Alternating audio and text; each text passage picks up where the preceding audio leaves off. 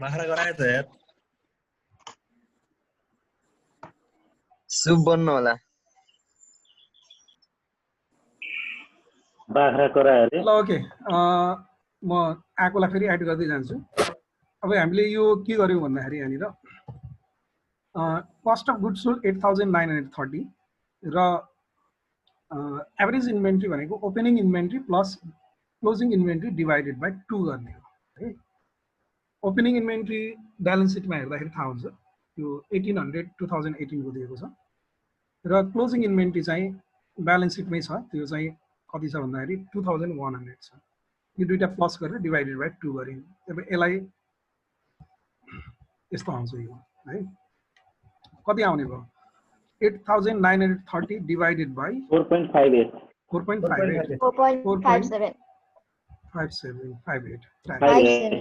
ल यो inventory turnover भयो त्यसपछि अर्को क्याल्कुलेसन हाम्रो अर्को क्याल्कुलेसन नम्बर ई मा DE debt to net worth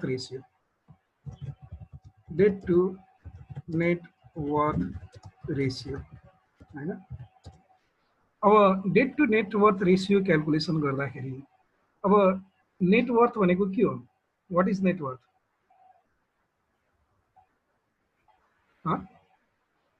net worth भनेको शेयर होल्डर्स इक्विटी हैन अब debt to net worth ratio calculation गर्दा यसलाई दुईटा तरिकाले गर्न सकिन्छ है एउटा long term debt to net worth अर्को total debt to net worth जुन क्याल्कुलेसन गरे पनि हुन्छ यदि क्वेशनले क्लियर भनेको छैन भने अब हामीले लेट अस क्याल्कुलेट यो total debt to net worth भनेको शेयर होल्डर्स इक्विटी हो हैन total debt divided by net worth है 2 गरे मैले total debt divided by net worth अब यहाँनिर टोटल डेट भनेको के हो त टोटल डेट को दुईटा कम्पोनेन्ट छ एउटा लङ टर्म डेट अर्को प्लस करेन्ट लायबिलिटीज हैन डिवाइडेड बाइ नेट वर्थ भनेको शेयर होल्डर्स इक्विटी हो त्यहाँनिर हामीलाई शेयर होल्डर्स इक्विटी भनेर ₹3440 दिएको छ यो गर्ने अब लङ टर्म डेट यहाँ कोही वेटिङमा छ एकचोटि हेरिहालौँ भारती अधिकारी र सागर पाण्डे इन ओके अब यो क्वेशन अनुसार according to question long term debt भनेको हाम्रो 2000 छ ब्यालेन्स सिटमा हेरौँ है लायबिलिटी साइडमा अनि current liabilities 1680 divided by share holders equity 3440 यो गर्दाखेरि कति आउँछ 1.06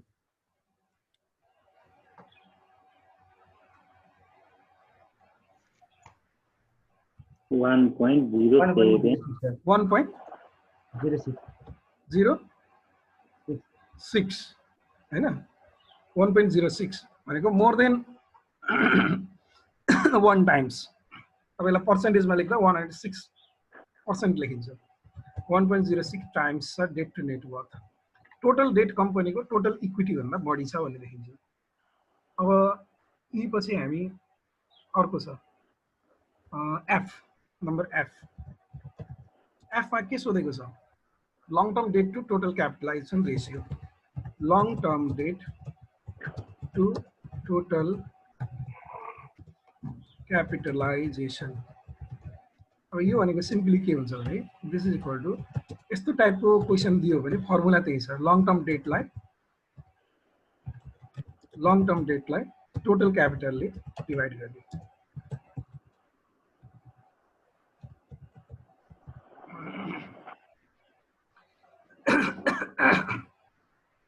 अब सरी लङ टर्म डेट हाम्रो कति छ long term debt 2000. 2000.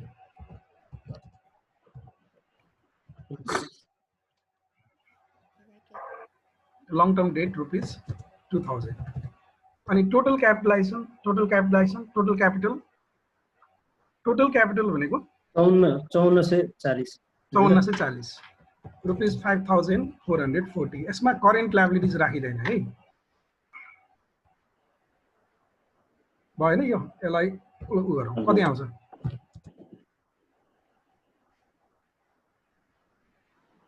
0.3676. 3676. अब यसलाई पर्सेन्टेजमा लेख्ने हो भने 36.76% यो हुन्छ। अनि त्यस्तै गरी जी नम्बरको, जी को क्याल्कुलेसन, जी को हेरौँ। जी मा हामीलाई ग्रस प्रॉफिट मार्जिन क्याल्कुलेसन गर्नु पर्छ। Gross profit margin, this is equal to gross profit divided by sales. Gross profit is, just to see in the balance sheet, gross profit is rupees 3750, divided by sales is 12680. So this is equal to how much? 0.2957 or 29.57%. And H number, हामीलाई अर्को calculation गर्नुपर्छ, net profit margin. Net profit margin, this is equal to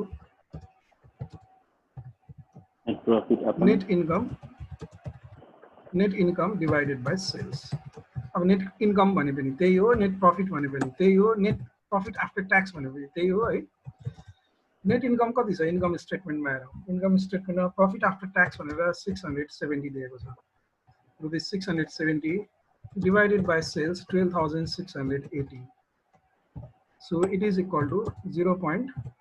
कति आउँछ? 0.0528 or 5.28%. अनि त्यसपछि अर्को ratio दिएको छ number I.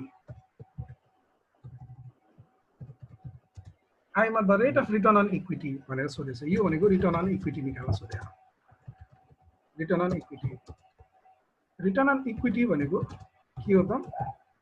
Net income divided by equity, वा त्यसलाई हामीले नेट वर्थ पनि भन्छौँ, वा शेयर होल्डर्स इक्विटी पनि भन्छौँ. शेयर होल्डर्स इक्विटी नाम धेरै छ है, ख्याल गरौँ. फेरि कहीँ नेटवर्थ लेखा छौँ, कहीँ शेयर होल्डर इक्विटी लेखा छौँ, एउटै कुरा हो. अब net income rupees 670 and the shareholders equity is given in the question 3440. Now you can calculate this, how much it comes. 0.1947. 1947. Okay. 19.48%. 948. ठीक छ नि. अब यसरी हामीले सेभरल रेशियोजहरु क्याल्कुलेसन गर्न हेर्यौं यसमा. अब यसलाई सार्नु पर्ने छ भने सारौं है कसैले.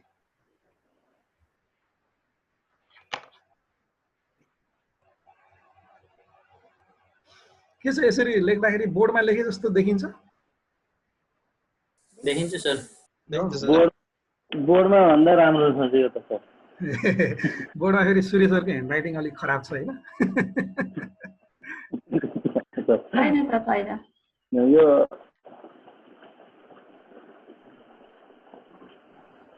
ओके.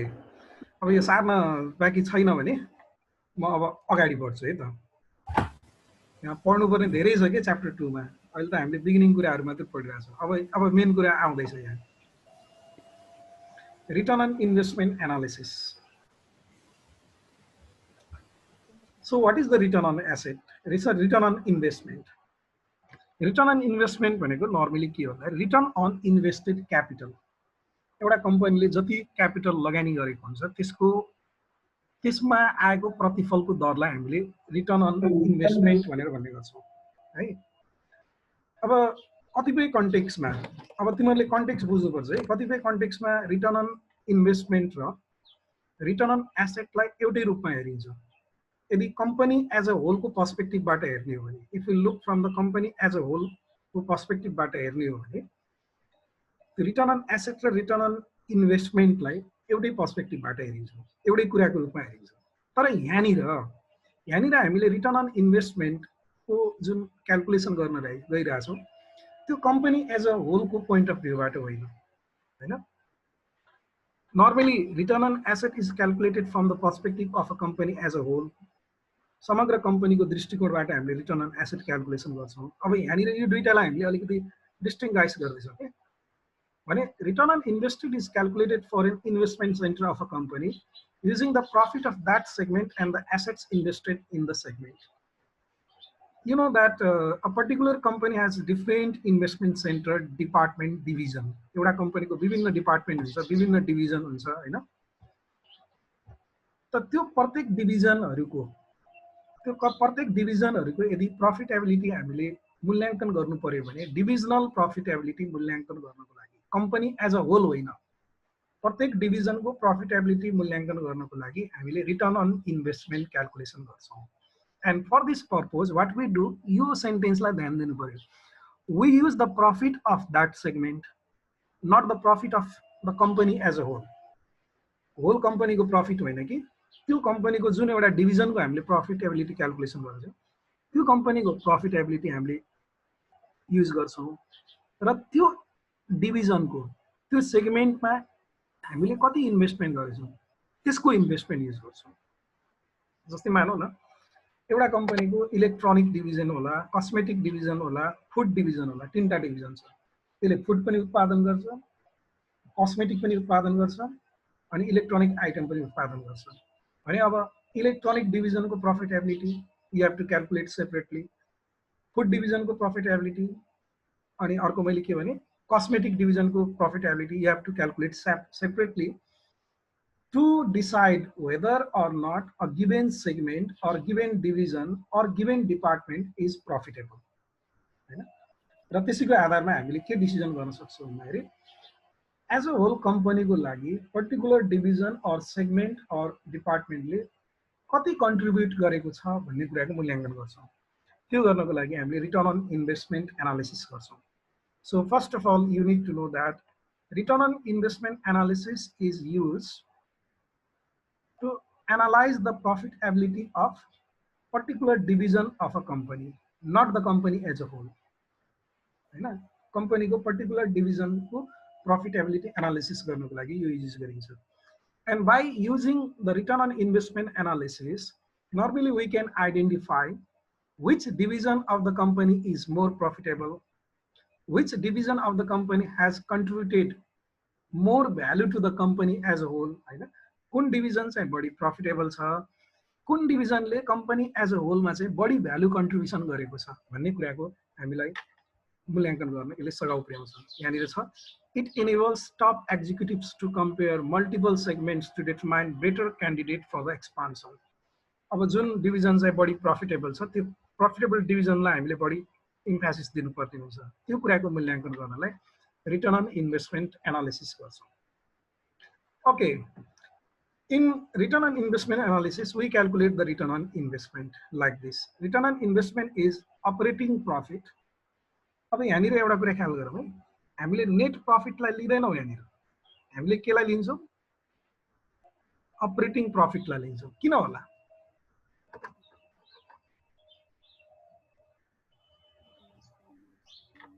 किनभने हामीले एउटा पर्टिकुलर सेगमेन्टको मात्र प्रॉफिटेबिलिटी एनालिसिस गर्न लाग्छौँ हैन, होल कम्पनीको होइन। नेट इन्कम भनेको त होल कम्पनीको केसमा क्यालकुलेट हुन्छ। त्यही भएर त्यो पर्टिकुलर सेगमेन्टको सञ्चालन क्षमता कस्तो छ भन्ने कुराको मात्रै क्यालकुलेट गर्न खोजेको हुनाले हामीले त्यो पर्टिकुलर सेगमेन्टको अपरेटिङ प्रॉफिटलाई लिन्छौँ है।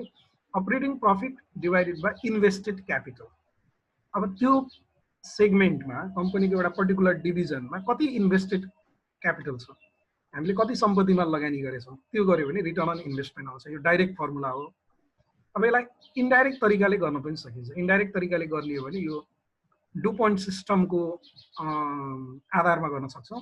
यो profit margin into asset turnover. Profit margin भनेको नेट प्रफिट मार्जिन होइन, यो अपरेटिङ प्रफिट मार्जिन हो। Operating profit margin means operating profit divided by sales यो हैन। अनि इन्भेस्टमेन्ट टर्नओभर भनेको sales divided by invested capital यो गर्छ। Operating profit divided by sales into sales divided by invested capital यो तरिकाबाट पनि हामीले गर्न सक्छौँ हैन। अब यो सेकेन्ड फर्मुलाले एउटा के इन्डिकेसन दिन्छ भने फर्स्ट फर्मुलाले त डाइरेक्ट रिटर्न अन इन्भेस्टमेन्ट भनेको दिन्छ 10%, 12%, 15%। त्यो रिटर्न अन इन्भेस्टमेन्ट भनेको दुईटा कुरामा भर पर्छ। एउटा चाहिँ कम्पनीको अपरेटिङ इफिसियन्सीमा भर पर्छ, जुन अपरेटिङ इफिसियन्सीलाई हामीले यो अपरेटिङ प्रफिट डिभाइडेड बाई सेल्सले इन्डिकेट गर्छौँ। अर्को एसेटको युटिलाइजेसनमा भर पर्छ हैन, लगानीको प्रभावकारी उपयोगमा भर पर्छ, जसलाई हामीले sales divided by invested capital. त यो दुईटै कुरा बढी भयो भने रिटर्न अन इन्भेस्टमेन्ट बढी भयो। त particular size of return on इन्भेस्टमेन्टमा अपरेटिङ इफिसियन्सी र एसेट युटिलाइजेसन इफिसियन्सीको कन्ट्रिब्युसन कस्तो छ? What is the contribution of operating efficiency measured by this operating profit ratio, and what is the contribution of asset utilization or asset management indicated by sales divided by invested capital? अब invested capital भनेको त्यो सेगमेन्टको asset भन्ने बुझ्नुपर्छ है। त्यो सेगमेन्टमा कुल सम्पत्तिमा कति लगानी गरेको छ, यो फर्मुलाबाट हामीले रिटर्न अन इन्भेस्टमेन्ट क्याल्कुलेसन गर्छौँ। Okay, then what is our conclusion? Normally, if other things remain the same, we conclude that a particular division having higher return on investment is better, is said to have better performance. Jun division ko return on investment high छ त्यसलाई हामीले better performance भएको division भन्न सक्छौँ। यसरी हामीले analysis गर्छौँ, return on investment analysis. Okay, and next is the residual income analysis. Sudhin Kafle के भयो सर त्यो एउटा मात्रै सेगमेन्ट वाला कम्पनी भएको भयो कि सर? त्यसमा return on investment return on asset भनेको एउटै हो, त्यसमा त्यो कुनै जरुरी नै पर्दैन।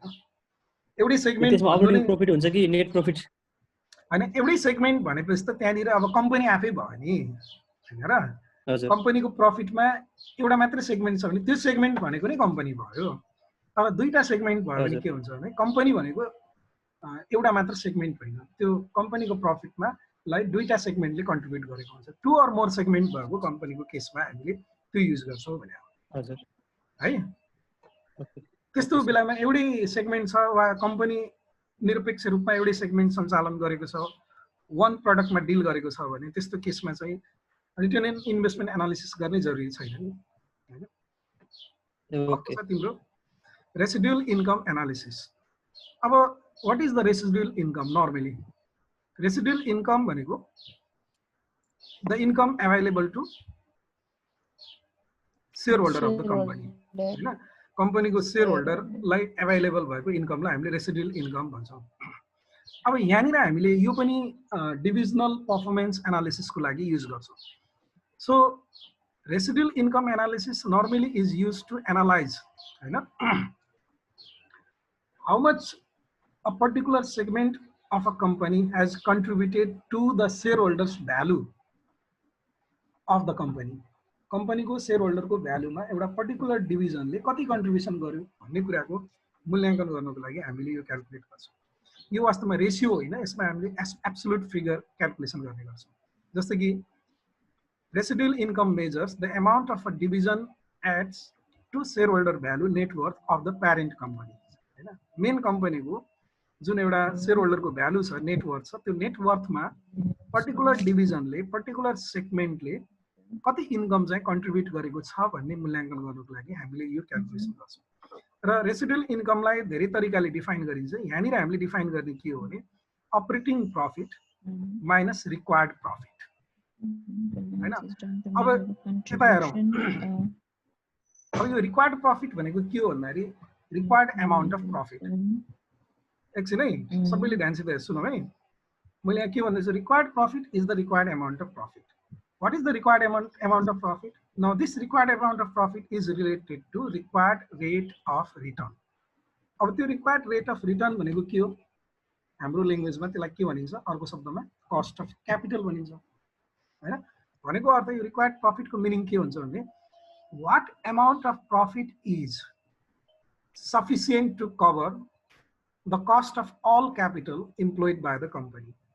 कम्पनीले प्रयोग गरेको सम्पूर्ण पुँजीको लागतलाई कभर गर्नको लागि कति प्रॉफिट आवश्यक हुन्छ त्यसलाई हामीले रिक्वायर्ड प्रॉफिट भन्छौं है। यसलाई यसरी बुझ्नु पर्यो, the amount of profit required to cover the cost of all capital employed by the company हैन। यहाँनिर हामीले के भन्छौं, रिक्वायर्ड प्रॉफिट भनेको के हो, cost of capital times invested capital. यसलाई यसरी हामीले बुझ्नु पर्यो, यहाँ एउटा फर्मुला पनि लेख्न सकिन्छ। यो रिक्वायर्ड प्रॉफिट भनेको रिक्वायर्ड प्रॉफिट निकाल्नलाई हामीले हुन त त्यहाँ मैले भाषामै भनेछु, रिक्वायर्ड प्रॉफिट भनेको यो चाहिँ cost of capital, cost of capital भनेको required rate of return divided by multiplied by invested capital. यो यसरी पनि हामीले गर्न सक्छौं, ठीक छ नि। Required profit is cost of capital, cost of capital multiplied by invested capital गरेर हामीले रिक्वायर्ड प्रॉफिट निकाल्छौं। अब यसरी हामीले रिक्वायर्ड प्रॉफिट निकालिसकेपछि हाम्रो अपरेटिङ प्रॉफिटबाट त्यो घटाउँछौं।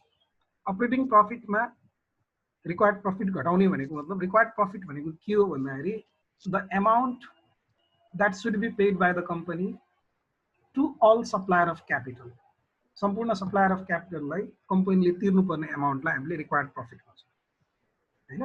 त्यो घटाएर जुन अपरेटिङ प्रॉफिट बच्छ नि, अपरेटिङ प्रॉफिटको मात्रा जति बच्छ यो रिक्वायर्ड प्रॉफिट घटाएर त्यसलाई हामीले रेसिडुअल इन्कम भन्छौं। त्यही भएर यदि रेसिडुअल इन्कम पोजिटिभ छ भने यसको मतलब के बुझ्नुपर्छ भन्दाखेरि a positive residual income simply indicates that the segment has created share holder value. त्यो सेगमेन्टले शेयर होल्डरको भ्यालुमा कन्ट्रिब्युसन गरेको छ भन्ने बुझिन्छ, ठीक छ नि। यदि पोजिटिभ रेसिडुअल इन्कम छ भने पोजिटिभ रेसिडुअल इन्कमको मिनिङ के हुन्छ भन्दाखेरि द सेगमेन्ट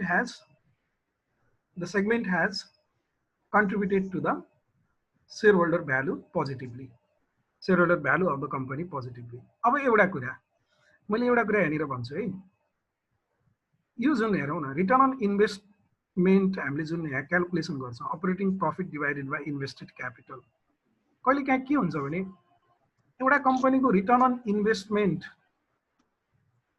हाई होला, ठीक छ नि, रिटर्न अन इन्भेस्टमेन्ट हाई होला, तर त्यो कम्पनीको यो रेसिडुअल इन्कम चाहिँ लो भइरहेको हुन सक्छ। त्यसको मिनिङ के हो, a company might have high return on investment but lower residual income. Then what does that mean? Cost of capital high छ। Yes, त्यो कम्पनीको cost of capital high छ भन्ने बुझ्नु पर्यो। cost of capital भनेको required profit high छ। The company has to earn more amount of profit to cover the capital charge, हैन। क्यापिटल को चार्ज कभर गर्नको लागि त्यो कम्पनीले धेरै प्रॉफिट कमाउनु पर्ने बाध्यता रहेछ, त्यही भएर रेसिडुअल इन्कम त्यो कम्पनीको लो भयो।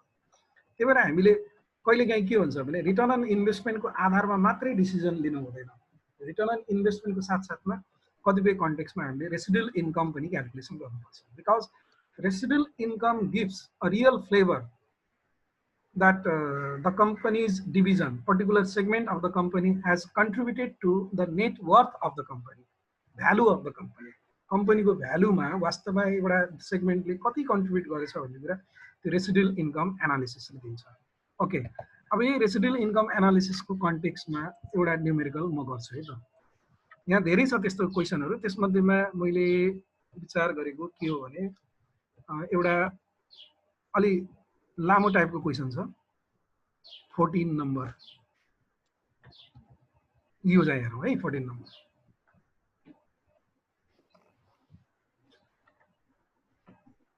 Multi divisional, just a minute है, यो क्वेशन पढ्दै गरौँ त सबैले मन हुने।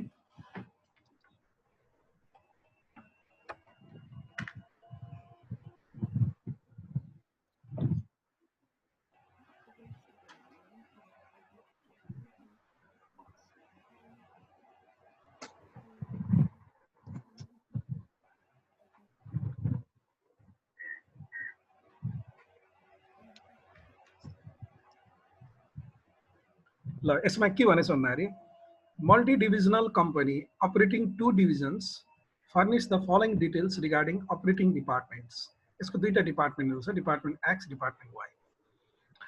अब डिपार्टमेन्ट एक्स मा क्यापिटल इम्प्लोइड दिएको छ। यो क्यापिटल इम्प्लोइड भनेको अघि मैले भनेको इन्भेस्टेड क्यापिटल। अनि त्यस्तै गरी त्यसको अपरेटिङ प्रफिट दिएको छ, कस्ट अफ क्यापिटल दिएको छ 12%।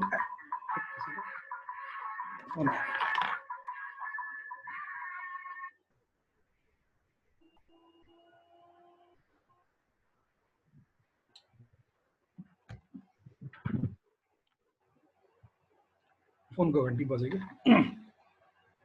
अनि कस्ट अफ क्यापिटल दुईटै डिभिजनको 12% दिएको छ। The company is planning to invest ₹2 lakh additional capital in Department X. कम्पनीले डिपार्टमेन्ट एक्स मा थप 2 लाख रुपैयाँ क्यापिटल इन्भेस्टमेन्ट गर्न चाहेको छ। And ₹3 lakh in department Y, 3 lakh रुपैयाँ डिपार्टमेन्ट वाई मा इन्भेस्टमेन्ट गर्न चाहेको छ है। अब भनेको मतलब कम्पनीले डिपार्टमेन्ट एक्स र वाई लाई एक्सपान्सन गर्न खोजिरहेको छ। This expansion is expected to increase profit by 50,000 in Department X and ₹80,000 in Department Y. अब यो एक्सपान्सन ले के गर्छ भन्दाखेरि डिपार्टमेन्ट एक्स को प्रफिट चाहिँ 50,000 ले बढाउँछ र डिपार्टमेन्ट वाई को प्रफिट चाहिँ 80,000 ले बढाउँछ है। अब हामीलाई गर्नुपर्ने यहाँनिर के हो एकचोटी सबैले हेरौँ है।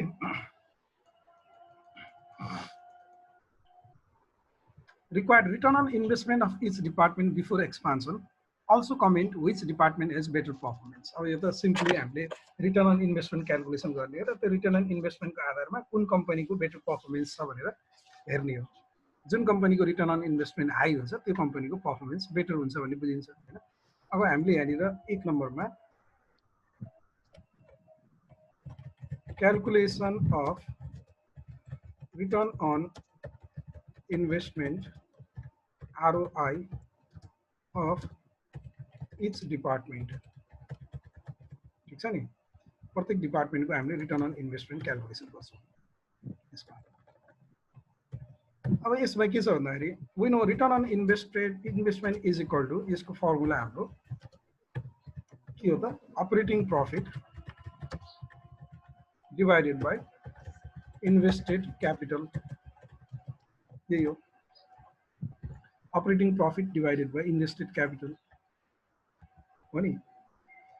अब यही कुरा हामीले फर डिपार्टमेन्ट एक्स को क्याल्कुलेसन गरौँ।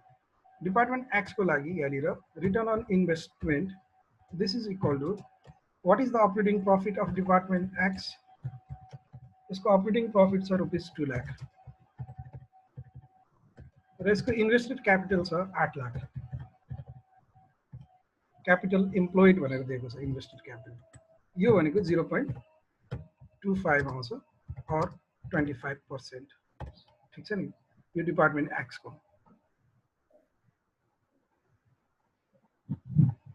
ठीक छ। अब त्यस्तै गरी हामीले डिपार्टमेन्ट वाई को क्याल्कुलेसन गर्छौँ। डिपार्टमेन्ट वाई को क्याल्कुलेसन गर्दा for department Y return on investment department Y को लागि अपरेटिङ प्रफिट इज 2,50,000 र यो 12 लाख हैन। 12 लाख कति आउने भयो? 12 दुना 24 कति आउँछ हो?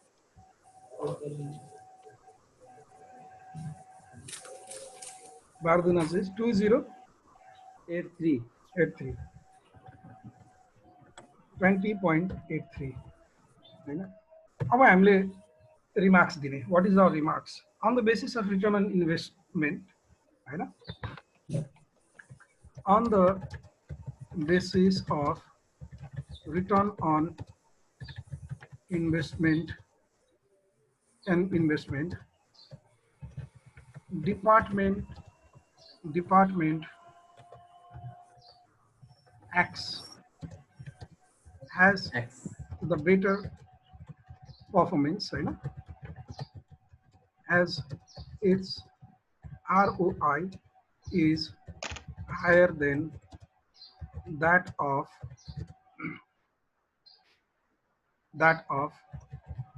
department Y. यति लेख्ने 1 नम्बरको।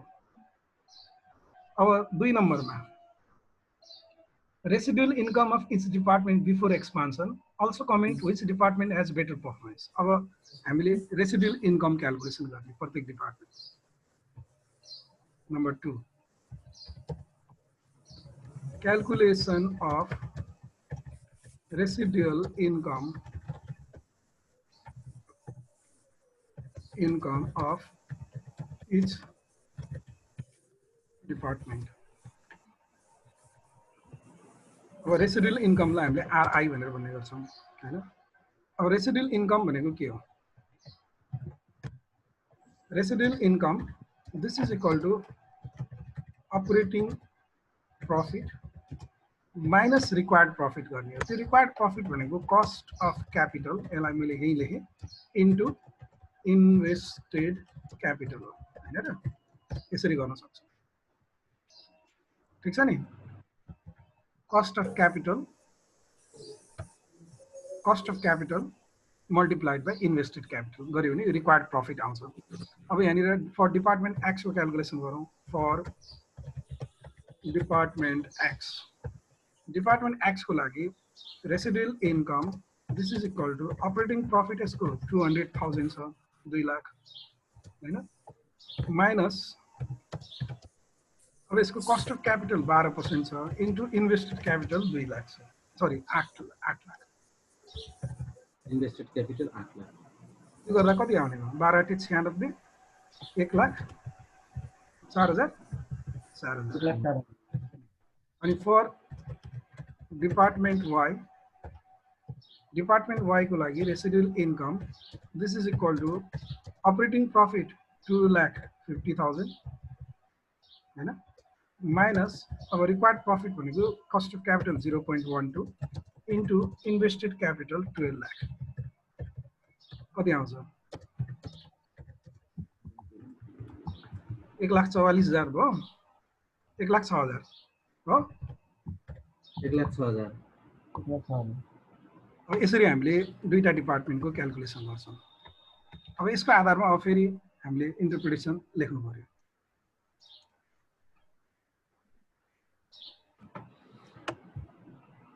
On the basis of residual income analysis, it can be observed that department code is that department Y has better performance because it has contributed more residual income to the company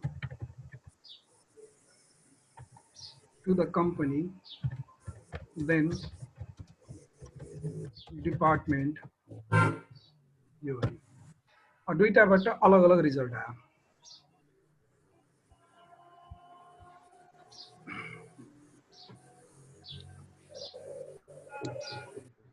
ठीक छ नि। Okay, अब यो बेसिसमा हामीले भन्दाखेरि के भन्छौ त? अब यदि भोलि गएर मानौ न यही बेसिसमा डिसिजन देऊ त अब कुन डिपार्टमेन्ट राम्रो छ त परफर्मेन्सको आधारमा भनेर भन्यो भने हामीले के भन्नुपर्छ?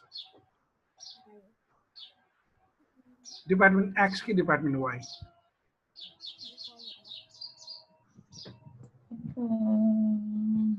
कुनमा पछाडी ओभरअलमा भन्दा सर दुईटालाई हेरेर भन्दा दुईटै क्याल्कुलेसन गर्यो त्यो त एक्स नै राम्रो सर। किन? त्यो त लगानी धेरै भएर उसमा चाहिँ पैसा नै बढी भएर त्यो भएको पर्सेन्ट चाहिँ यतै बढी छ नि sir. Last income as a whole कम्पनीको पर्सपेक्टिभबाट भन्नु पर्यो, कम्पनीको भ्यालुमा कसले बढी कन्ट्रिब्युट गर्यो? सर भ्यालु म्याक्सिमाइजेसनको कन्सेप्टबाट त यो वाई को धेरै आयो नि त, रेसिडुअल इन्कम धेरै भएपछि वाई मा इन्भेस्ट गर्नुपर्छ। एक्स ले 1,04,000 कन्ट्रिब्युट गरेको छ एज अ होल कम्पनीमा, वाई ले 1,06,000 कन्ट्रिब्युट गरेको छ भने रेसिडुअल इन्कम कम्पनीको भ्यालुमा कन्ट्रिब्युसन त कसले बढी गर्यो? कम्पनी वाई ले कन्ट्रिब्युसन हैन, त्यसरी हेर्नु पर्यो के हामीले। इन्भेस्टमेन्ट असर गर्दैन। अब तिमीले डिपार्टमेन्टको कुरा गरेको होइन नि, तिमीले एउटा डिपार्टमेन्टलाई हेर्ने हो र एउटा डिपार्टमेन्ट अनप्रफिटेबल हुँदैमा त्यो डिपार्टमेन्टलाई हटाउनु पर्छ भन्ने हुँदैन नि। त्यो डिपार्टमेन्ट अनप्रफिटेबल डिपार्टमेन्टको कारणले पनि कम्पनी एज अ होलको प्रफिटमा कन्ट्रिब्युसन गरिरहेको हुनसक्छ। जस्तै तिमीलाई मैले सिम्पल अस्ति मैले ओरिएन्टेसन क्लासमा पनि भनेको थिएँ, तिमीले पेन पनि बेच्छौ अनि तिमीले मसी पनि बेच्छौ एकछिनको लागि मानौ होइन। मसीको बिक्रीमा त मलाई नोक्सान छ भनेर तिमीले पेन मात्र बेच्न थाल्यो भने के हुनसक्छ, तिम्रो पेनको बिक्री पनि घट्न सक्छ। कतिपय मान्छेहरू तिम्रो पसलमा पेन किन्न आउँदाखेरि मसी पनि पाइन्छ भनेर आउला हो। त्यो भएर एउटा प्रडक्टको कन्टेक्समा हेर्ने होइन कि एज अ होल कम्पनीमा। एज अ होल कम्पनीमा यसले भ्यालु कन्ट्रिब्युसन बढी गर्यो नि त डिपार्टमेन्ट वाइले होइन। त्यो भएर डिपार्टमेन्ट वाइको पर्फर्मेन्स राम्रो छ, मतलब कन्ट्रिब्युसन राम्रो छ भनेर भन्नुपर्छ होइन। ओके, अब नम्बर 3 पनि छ है यसको।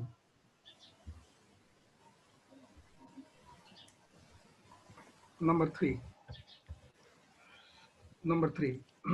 मा के सोधेछ भने return on investment of each department after expansion, calculation of return on investment of यसलाई माथि हो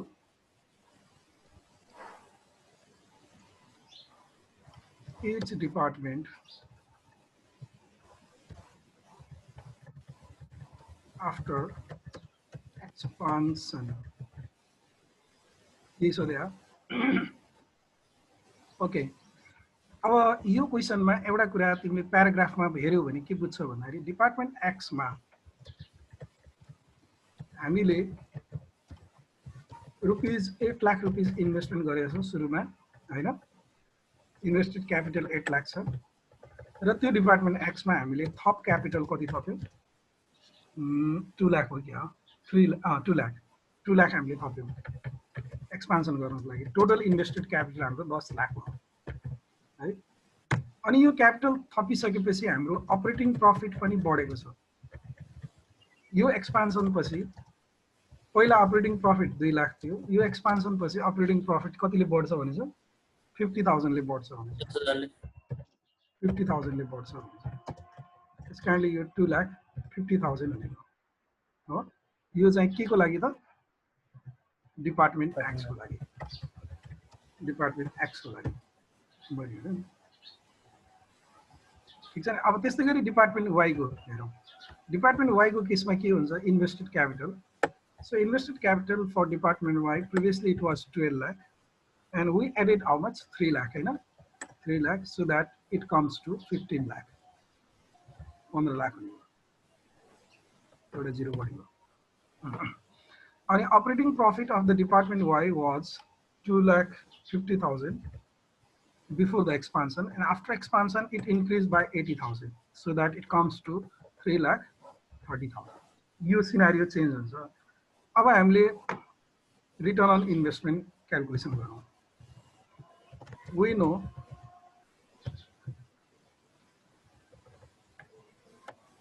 return on investment, the return on investment is equal to operating profit divided by invested capital. So we calculate it for department X.